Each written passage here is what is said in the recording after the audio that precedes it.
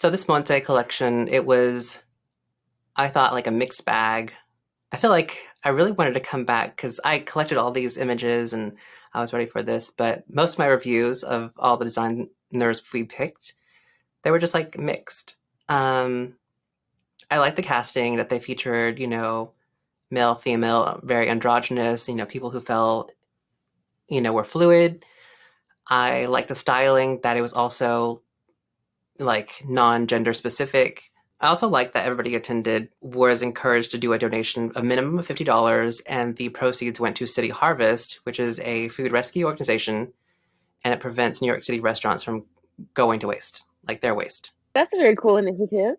Isn't it? Like, why couldn't they do more of this, like fashion? And one of the garments, actually, all the proceeds for that sweater will end up going towards that City Harvest. And so I thought that was a really cool initiative. And actually, so before I knew that, I already picked that as my more favorite looks. I think it was the styling. It was this one on this man. It was cool because, it's spring, summer. Everybody's wearing these Tivas. They're really like hot right now. It's like he's wearing some like biker shorts, and of course, they got like some sheen and maybe like this skirt situation. And then it has this like radish sweater. I think it's cute. I feel like it's very like New York. And I could see somebody like fashion, like somebody in fashion wearing this. Yes, I like this look a lot. I love the social responsibility with fashion in fashion that is not more frivolity, right? Like, oh, we're gonna give one pair of these shoes, to a homeless child in another country when you buy five or something like that. Like, I get it, but you're just trying to get free advertisement, giving more of your clothes to other people.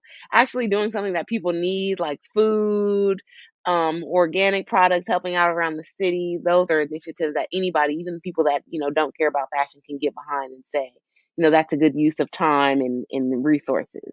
So I love that. Um, the Tivas, I feel like I haven't seen in a long time outside of just regular everyday life in California because they don't let stuff like that go. My niece has some and she calls them her Band-Aid shoes, which I think is hilarious.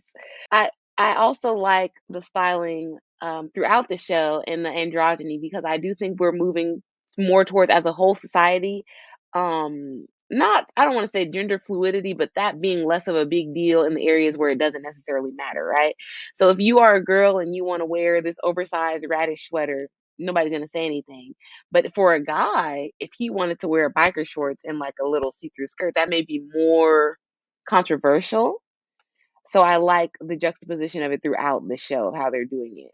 Because they could have done cheap androgyny with girls. I feel like that's a cop out. Yes. But doing it with actual men and men that look manly, because sometimes fashion will go and get guys that look kind of on the androgynous. We don't know, are they a they? But these are all manly looking men that they just chose to put these gender fluid looks on. So I like that. Which goes along with like, where we are in culture right now, especially with like, the likes of Harry Styles and Bad Bunny and, Gen Z's like embracing that, which is great. Yes, even Lil Nas coming out. You don't know what he's gonna wear. He might wear a dress. He might wear a suit. He might wear a skirt. You never know. He might wear all three. Exactly. Oh, except for that VMA's look, which was great if, Iman hadn't just worn it at the Met Gala. Yes, I feel like he was trying to do a show-stopping moment, and maybe he just is. I would still say that Lil Nas is like a baby fashion man. He's coming into his fashion icon status, Yeah. and there may not be enough research being done about the looks because when you are trying to do a Lady Gaga show stop moment, you got to make sure that no one else has like stole your thunder and already wore it recently. Yeah, and it was recent too, so that's why it was kind of shocking. He just did it in a different color. Yeah, so you got to be paying attention. Whip somebody into shape on your research team. Yes. The next two looks combined together, I liked how we were just talking about being very fluid and just like non-gendered. You have both these models, very pretty, but this one I feel like is more workable. Pieces of it I could see people actually wearing out and about of this first, tuxedo like gentleman's look. Hmm. The second one I thought was very like avant-garde, but still like approachable. I could see somebody very flamboyant wearing, this hoodie situation, this cropped hoodie situation with this crinoline like see-through skirt, and it looks like they're wearing like biker shorts underneath. If I looked like that, I would be wearing this. For all the skinny boys out there, and Yes. you want to show a little ab and show a little thigh, this is for you. And it may not, there may not be summer left, but it's still hot as hell. So if you want to get this on some see now, buy now, you got about a month to make this look pop on social media before it gets cold. And then the next look I liked, I think what we'll see later on is that sometimes they falter, but what one of the things I like them best. So for people who don't know, the two creative directors of Monse are actually the creative directors also at Oscar de la Renta currently. And whereas Oscar de la Renta, is more formal, very feminine, you think of them as very pretty, it's a little bit more straightforward. With Monse, I'd say like things are a little bit like pushing. It's not like too different, but maybe things are cut differently or reimagined. So like you'll have a button down shirt reimagined to be like a dress, a skirt, something. So nothing is very straightforward. And that's what I love about them. That's what I think they do well. I can definitely see the influence on their design in this collection, specifically from De La Renta, right? These skirts, the very like luxurious and feminine fabric, the shapes of certain things. I can definitely see like the bleed over, but in the best way possible. Yeah. And so that's what they were saying for this collection that I think it was a paraphrase for something one of them said, I think Fernando Garcia, was that the undergarments of De La Renta ended up being the actual garments or like the thought for their Monse collection. Mm. So maybe that's where the crinoline comes in from. And this white look with like the Yes. bodice, because it looks like, under the clothes of a fancy dress. Right? And of course, you have the asymmetrical, and I like this like corsetry. I feel like people are embracing that. I feel like that's really like on trend right now. The next couple of looks are just like reimagined, like staples, just like the men's shirt and like these really long short pants. Just like non-traditional. I feel like they do fresh takes on traditional clothes, like this spin on the menswear top and the styling and everything, the pants, oversized jackets that may be cropped. No shade to Jacquemus because I really, really love his line and his aesthetic, but it's like he does basic clothes basic, and they're doing basic clothes in a like whimsical way, if that makes sense. Definitely. Maybe sort of like in like a fashion way. It's not like basics. Yes. Now we'll go on to the weaker portion. The first look that I didn't really care for, it was like this crinoline short skirt, over the biker short situation. And she had like a little bralette top on with her bucket hat.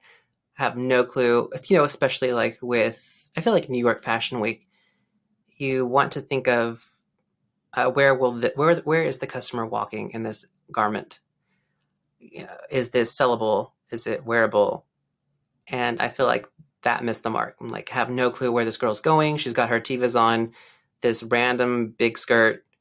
Oh, is she going to Trader Joe's? Is she going to Whole Foods? She's not going for a hike in that. Wherever she's gonna get catcalled and she's gonna get harassed because there's a lot going on. There's more out than there is covered. And then the big skirt is saying, like, I want outside attention. If she would just have on the Tivas, the shiny biker shorts, this white bra corset situation, and the bucket hat, it would be like, oh, she's in a rush. She's going to the store real quick or wherever she's going. But that skirt is switching the vibe of like maybe she does want to be talked to. Maybe she does want to go out on a date. Why would she wear that otherwise? She wants attention. Yeah, she wants attention. And I don't think the length is what makes it weird. Yeah. I think it's just the entire look like styled together, right? Yeah, it's off. Sorry guys. So the next look, I thought it's fine. It's just it didn't work in this collection. It doesn't look great here. It looked better when it was at McQueen several years ago. I think it was 2013. It looked better whenever Gaultier did it like multiple times. Hmm. No clue why she's wearing it with divas. Yeah, the Tivas were off with this look. Also, given the recent resurgence with Mugler, I feel like this is like a knockoff of that. Oh, for sure. The last two looks for this collection that I didn't care for. First one, the print was great. The dress is all right. I just feel like at this point, I saw this a long time ago, and you could have gotten this dress at Old Navy in like 2012. Yes, and I could probably get it online at Forever 21 on sale right now with a different print. Oh, definitely. And the other one, I just feel like there was nothing amazing about it. Not much else to say. I just didn't care for it. I think this look could have been done better because it's very similar to the white version, right? This Yeah. skirt is just more fitted, and maybe if the lacing was green as well, it would look less like fast fashiony awkward. Right. You got to check all the boxes with the look because we're gonna look at them. People are supposed to buy it, and I'm not gonna give you the extra 1,000 with those mismatched shoelaces on my dress. Sorry, just can't.